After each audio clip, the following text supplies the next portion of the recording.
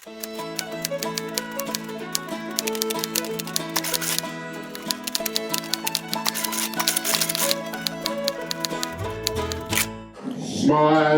and the world will smile with you. Sing a song. Don't be weary, just be cheery all day long.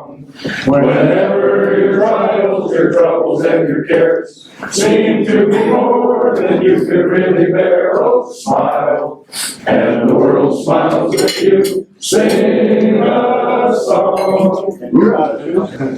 Please welcome Ken Ball. Well, I was here once before and talked about DOC things, and this is kind of reaching back in history for me. Our family returned from Kenya in 1998, so I didn't do the math, but that's got to be more than 15 years. But there are some current things I'd like to share too. We have something to do with Tanzania these days, and I'd like to talk about different development projects that we have been involved with in Kenya for a long period of time, and then at the end, a little bit about Tanzania and a board that my wife and I both serve on called WEMA Ventures, and a project that they have begun, they're launching now. So that'll be at the end, and I understand there's going to be a mug headed my way if I don't stop at the right point, so I will really try to hurry.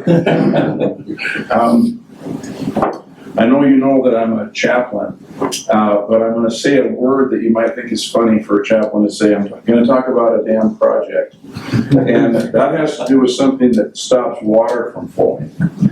And usually, the project that we worked on for a long time, we just thought of as an irrigation scheme. But because it took so long and it was so arduous and there were so many obstacles, it became known as the other. You can understand why. This particular project was in Kenya in an area called Elanata Intadit, which means the dirt crossing or the dust crossing. Well named. It was high desert, kind of like Lakeview. It actually looked a lot like the countryside around here. And you had to go a little bit further though to get to trees. So it was really more desert than here.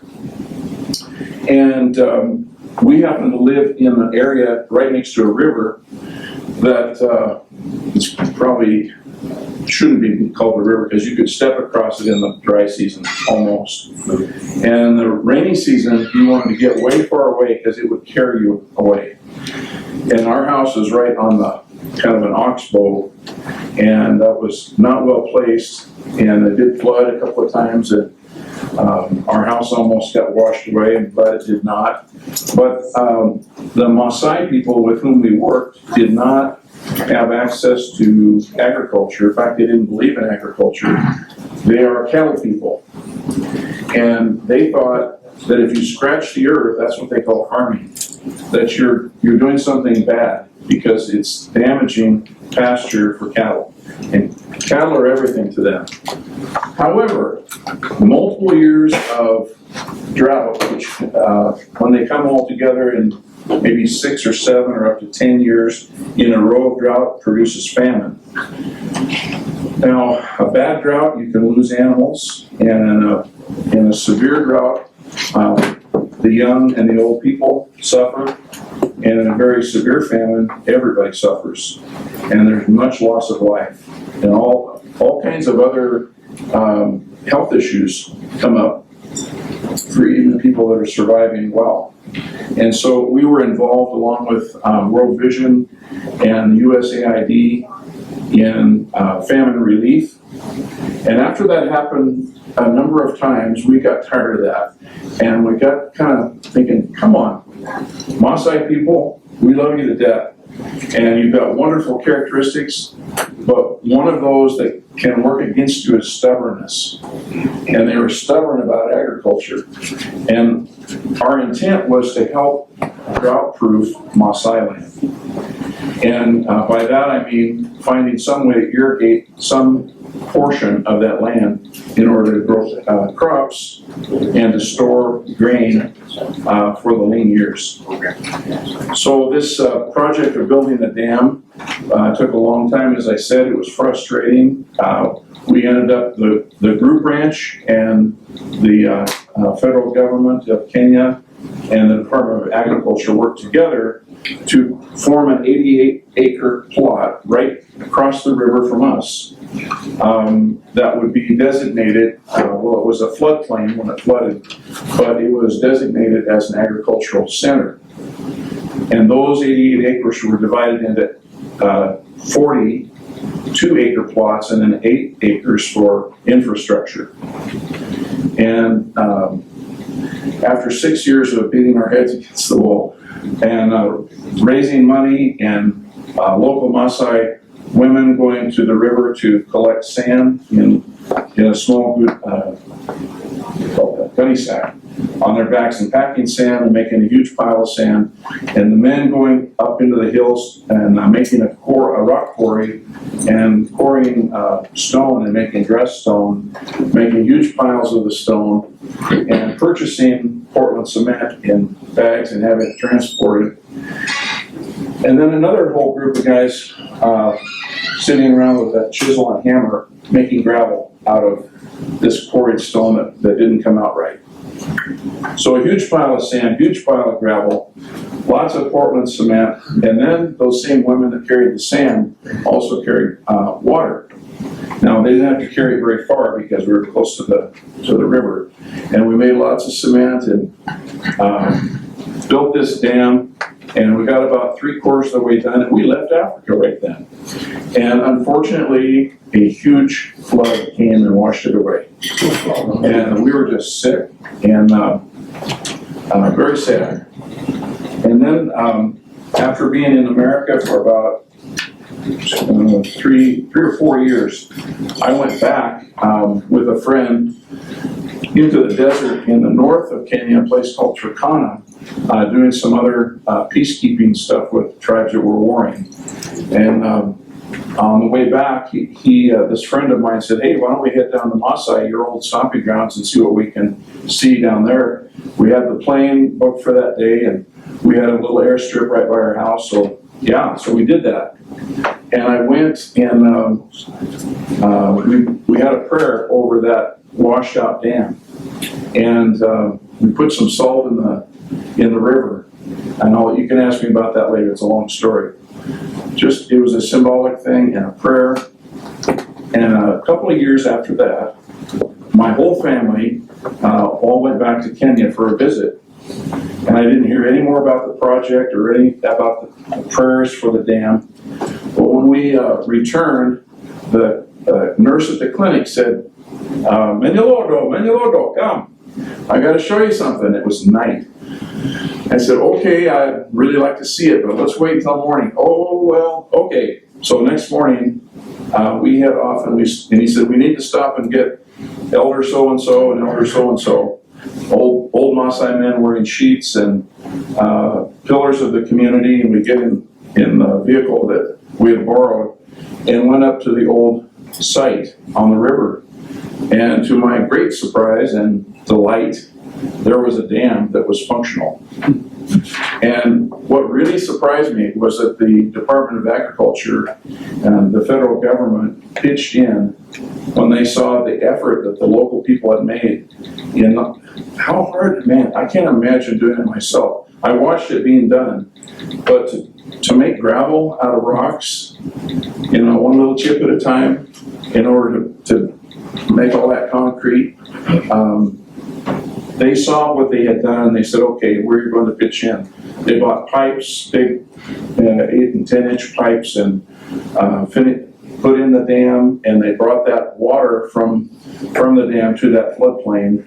And so then we took a tour of the agriculture, and it was bright green, pop your eyes out green, maize, beans, tomatoes, onions. And then they said, okay, let's go to Nabaru's house. That was my wife's best friend, Maasai lady.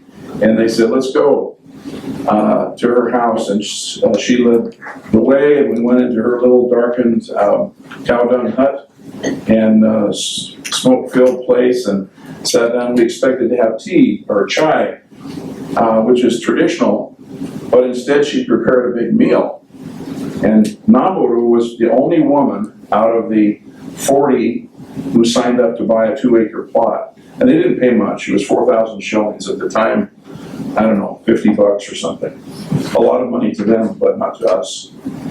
And she fed us maize, and she made a wonderful meal. I won't go into all that, but it was delicious, and it all came from her garden. And it inspired me to think about development projects for Africa and economic sustainability. The efforts of ordinary people working hard to do what they can when they're given a little bit of a leg up. Not a handout, but just some help, some organization, some administration, and then the government stepping in. Like I said, that blew my mind. So instead of a dam project, it was a real dam project, and it was done, and so happy to see it. Time's almost gone. I better jump over to Tanzania. I had about 8 vignettes to share with you from Kenya, but Trevor, maybe if you would start, we have a 3-minute and 13-second clip to show you on YouTube about basic utility vehicles.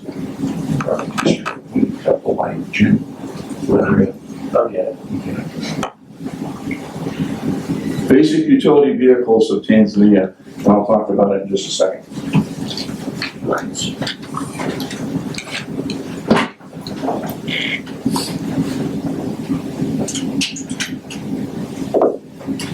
How's that?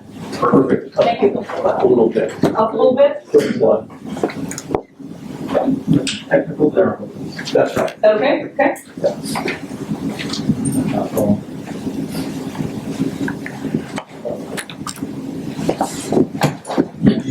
Share a little bit about everything about Okay. Sometimes these things happen, that's okay. Basically, you know what we can do is pass out pictures, because I have some wonderful color photographs and just, uh-oh. I think he's just resetting the refreshing screen. All right, while he is working on that, Arusha, Tanzania is a city. It's kind of an unusual city. It's huge. I think there are 1 million people there, if I'm not mistaken. I've never been there myself. I've been very close to it when we lived in Kenya. I've gone into Tanzania a few times. But we have missionary friends that live there, the Bordens, and they are the ones working with another mission group called CMF, or Christian Missionary Fellowship.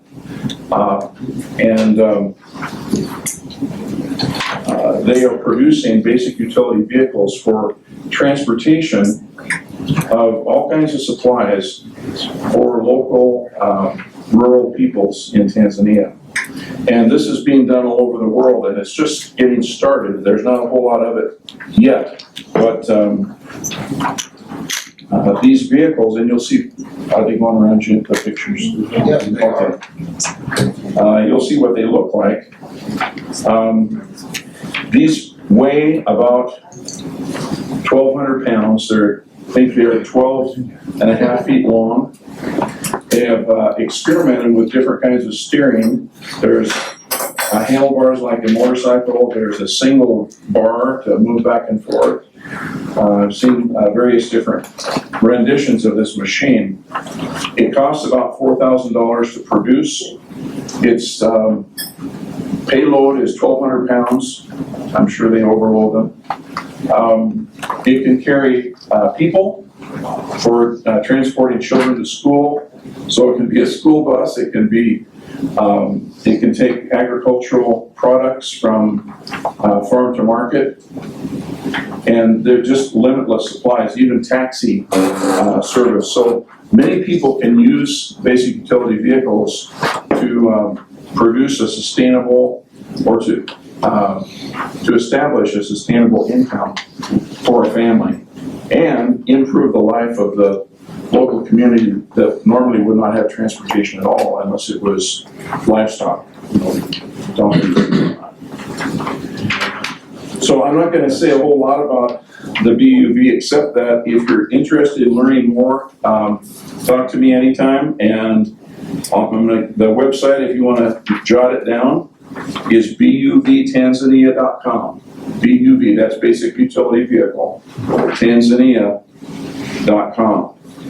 And you go to the prompt that Trevor is trying to get to come back alive. I guess it's not going to. Called About Us, and the video will start up. It's 3 minutes long. You can learn a lot more about it. I bring this up because startup costs are not that great, but it could be a project that Rotary would be interested in at some point in the future.